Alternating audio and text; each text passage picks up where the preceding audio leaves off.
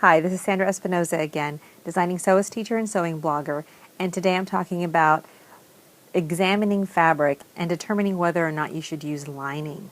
Sometimes sewing patterns do not call out lining when you're looking at the different materials that are necessary for you to make that particular pattern.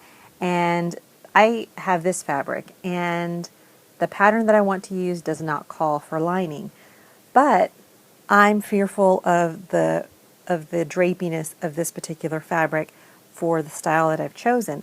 I want a little bit more body to this skirt that I'm planning to sew with it. And so I have chosen a lining. Now I wish that I had found a lining that was less noisy. This is a noisy lining, but this is all that I could find. And so I'm making use of this lining. Now, it's a really bright lining, and you'll want to pick a lining that's the same color palette of the fabric that you're working in. Now, I didn't realize, because I left my fabric at home when I was at the store, that this hot pink was the minority color in this whole palette of beautiful, bright colors. So I need to test to make sure that these are going to be compatible. And if I layer them together, and I'm just going to take a look at them under natural light, and even under this light, you can see that there's a lot of light coming at this fabric right now. And while it is bouncing off of the surface of the fabric, you can't see the pink through the green. That's the one that I was worried about. It seems like it'll work okay.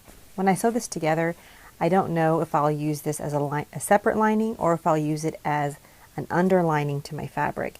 If I underline, that means that I'm going to be cutting these pieces out of with my pattern pieces and treating them as one fabric, so that I'll bring them together, I'll baste them together, and then I will just sew them together. So all of the seams will be sewn with the lining attached to the fabric.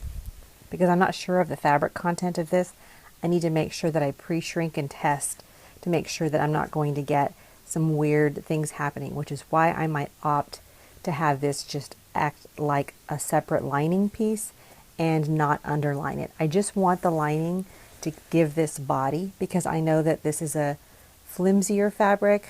It's a kind of a crepe, so it's got a lot of drape, and I don't want a lot of drape for my skirt. It's an A-line style skirt, and so I do want it to have a little bit more structure, and I might even add some horsehair braid to the lower edge just to give it a little bit more body. So the thing to consider when you are using linings, and again, this is all that I had available, and I was in a panic the day that I bought this because I thought I was going to be able to sew it for a particular event, and I never got around to it. So I have the fabric, I have the lining, and I'm just going to use it.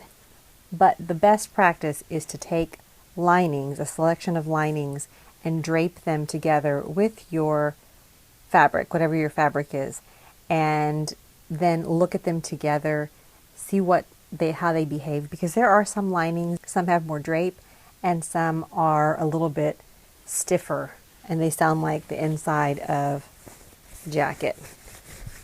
And that's not what I wanted, but I'm hoping that because there's just one, that it won't sounding funny.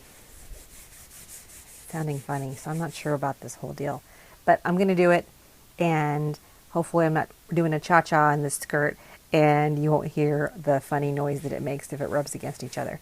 So I hope that this is helpful to you. If you like this, then please subscribe, and you can always check out more sewing shenanigans at ethelandI.com. Thanks so much for watching.